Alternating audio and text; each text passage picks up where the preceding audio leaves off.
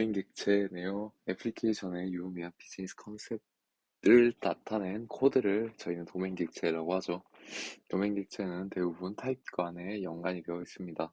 연관관계 매핑이라고도 JP에서 하던 게 더 익숙해서 그렇네요. 연관되어 있어요. 주문 도메인과 주문 아이템끼리는 서로 연관이 되어 있죠. 도메인 객체는 애플리케이션에서 1차적인 비즈니스 관심사를 나타내고 어느 정도 유일한 상태값을 가지고 있기 때문에 메모리 누수 같은 버그를 찾는 과정에서 쉽게 눈에 띈다라고 하네요. 도메인 객체에 대응하는 데이터셋의 크기를 잘 살피고 그 수치가 온당한지, 그리고 작업 세트란 어느 시점에 특정 프로세스의 필요에 의해 무리수고 할당된 메모리 페이지 그룹에 존재하는 도메인 객체의 수가 예상 범위 내에 들어있는지 확인해야 됩니다. 도메인 객체는 비즈니스 관심사를 가장 분명하게 자연스럽게 나타내는 객체라서 메모리 누수에 더 취약하다라고 하네요. 성능을 중요시하는 개발자는 도메인 객체의 도메인을 인식하고 그에 알맞은 크기를 작업 세트가 배정하도록 해야 됩니다. 종류화 안 하기라는 최적화 기법이 있네요. 자, 종류화 안 하기는 뭘까요?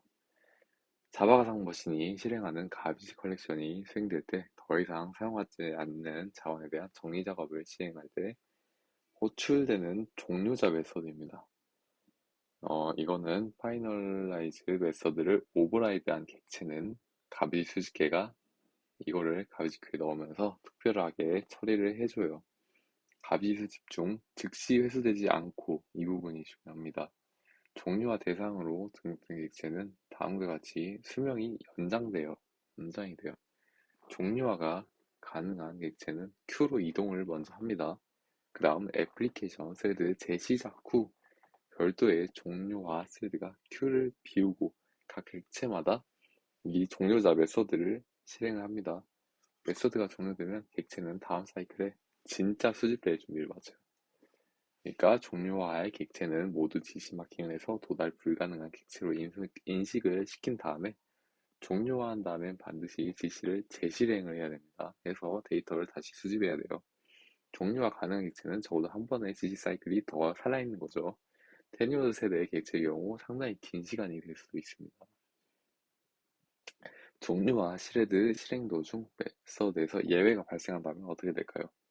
유저 애플리케이션 코드 내부에는 아무런 컨텍스트도 없는 상황이죠. 그렇기 때문에 발생한 예외는 그냥 무시됩니다. 종료와 도중 발생한 오류는 개발자도 어쩔 도리가 없어요. 종료와의 브로킹 작업이 있을지도 모르니 셋을 하나 더 만들어서 메서드를 실행해야 된다 라는 방법은 셋들을 생성 시향 홈페이지도 있고 여러 문제점이 있습니다. 그리고 가장 큰 문제점은 이게 언제 실행될지 알 길이 없어요. 종료화를 메서드를 굳이 구현하는 이유가 뭘까 하면은 이 객체가 다 사용된 뒤에 뭐 메모리 관리를 하겠다 이런 목적이 어느 정도 크게 차지할 텐데 자바 가상 머신의 특성상 GC 이벤트가 언제 발생할지 불확정적입니다. 이제 언제 실행될지 알 길이 없는데 이러한 종자 메서드를 설정을 해놓게 되면 어, 종료화가 이제 당초 의도했던 목적과 잘 맞지 않아지게 되겠죠. 자, 이제 여기는 자바의 메모리 관리 서브 시스템은 할당할 가용 메모리가 부족하면 그때그때 반사적으로 가비지 수집기를 시행시킵니다. 가비지 수집이 언제 일어날지도 모르는 까닭에 객체가 수집될 때에만 실행되는 파이널라이즈 메서드로 언제 실행될지 알 길이 없어요.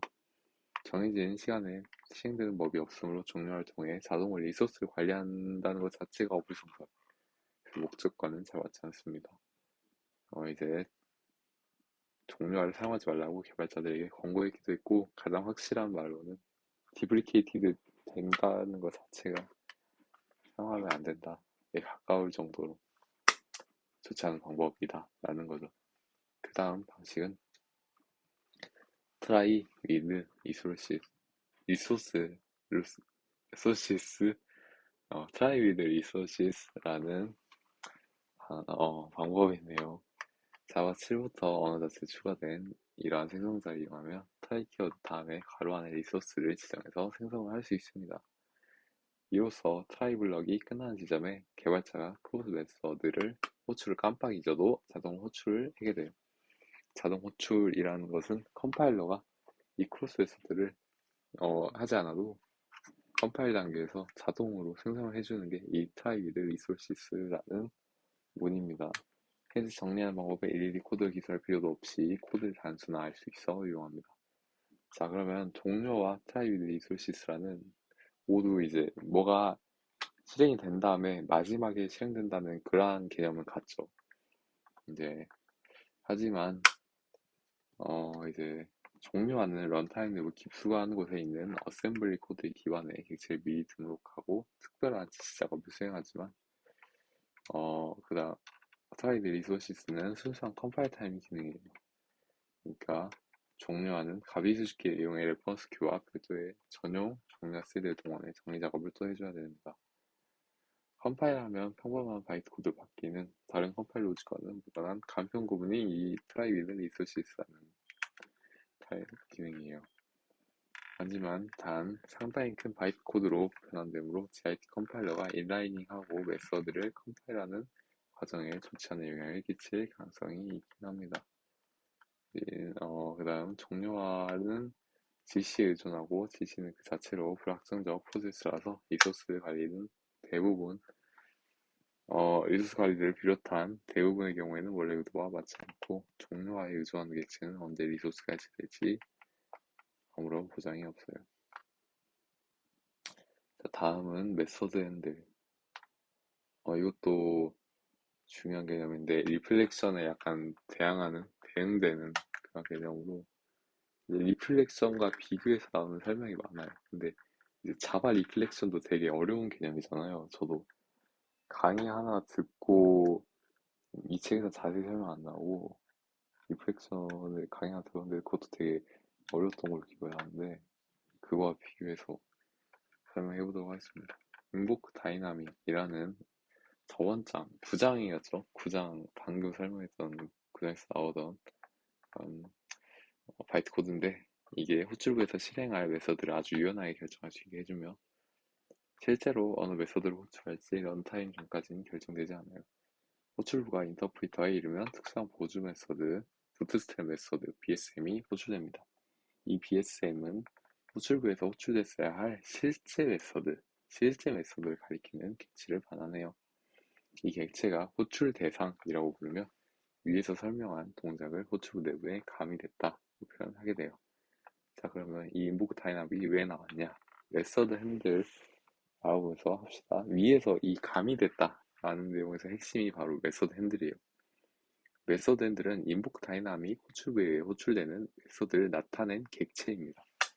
자바 7부터 일부 클래스 패키지가 추가되어 실행 가능한 메서드의 레퍼런스를 직접 반영할 수 있게 되었습니다.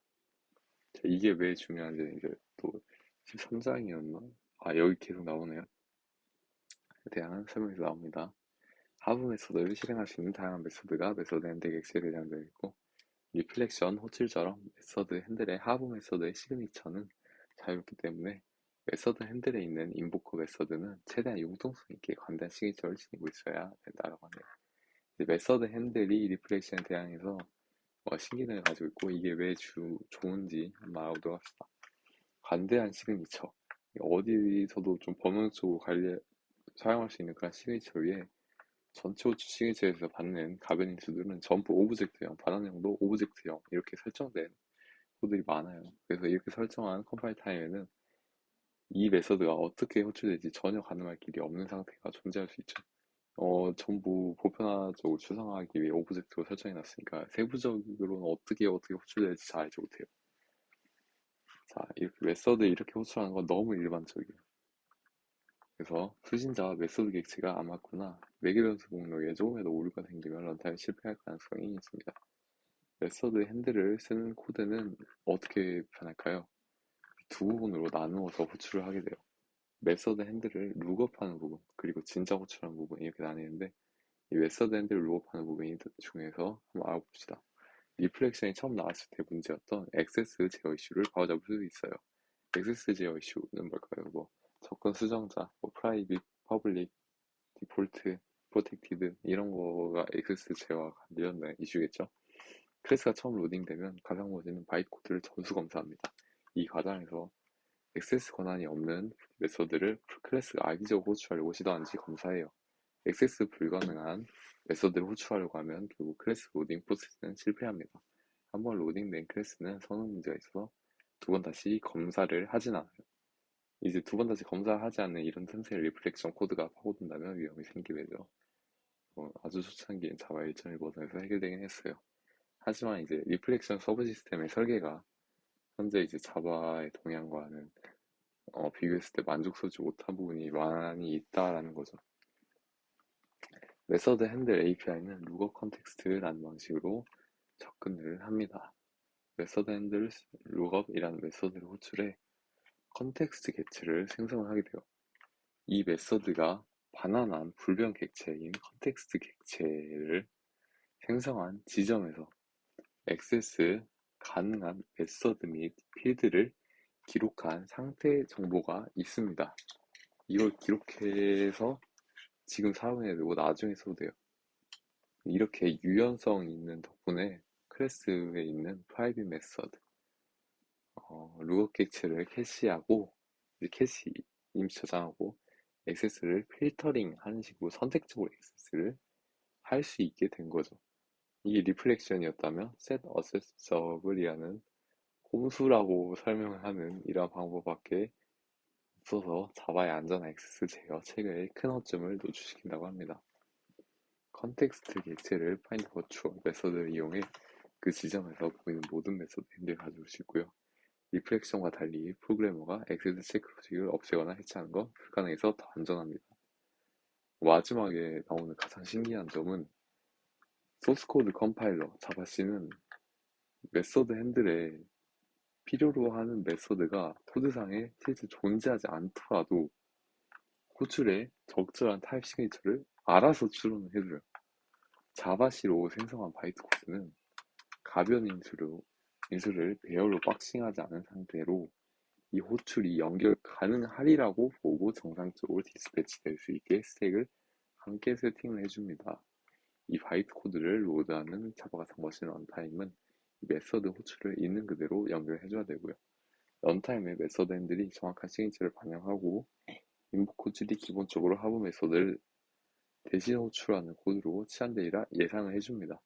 이게 정말 자바답지 않은 언어의 특성인데 오직 메서드 핸들에서만 적용된다라고 하네요. 자, 결론은 메서드 핸들이란 코어 리플렉션과 기능 비슷하지만 최대한 정적 타입을 안전하게 지키는 요즘의 방식으로 구현한 리플렉션이라고 생각하면 됩니다. 이상 마치겠습니다.